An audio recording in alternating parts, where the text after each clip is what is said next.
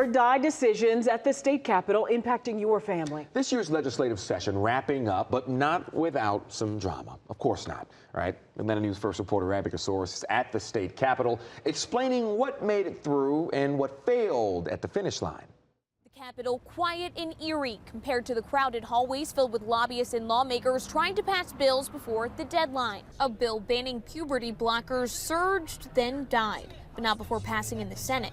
Democrats like State Senator Kemp say Republicans are using vulnerable transgender kids as a target. Damage has already been done. Children are watching this type of action being taken place. They're hearing adults, lawmakers speak against their very existence. And so that is creating problems and damage already. The bill never made it for a vote here in the House. Some folks choose politics. The House chooses results. But plenty of others did pass, including a package of election bills stuffed into another bill, passing in both chambers just before midnight.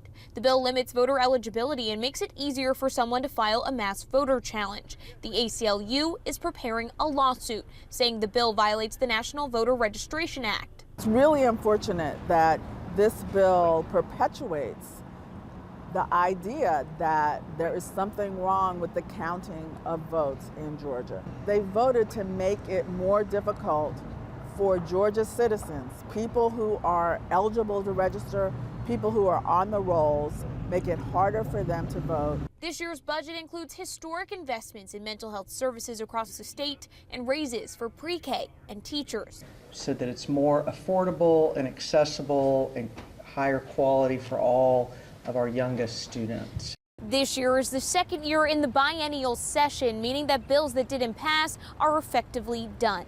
The bill sponsors could present those bills again next year, but they'll have to start back at the beginning of the process. In Atlanta, I'm Abby Kasoris.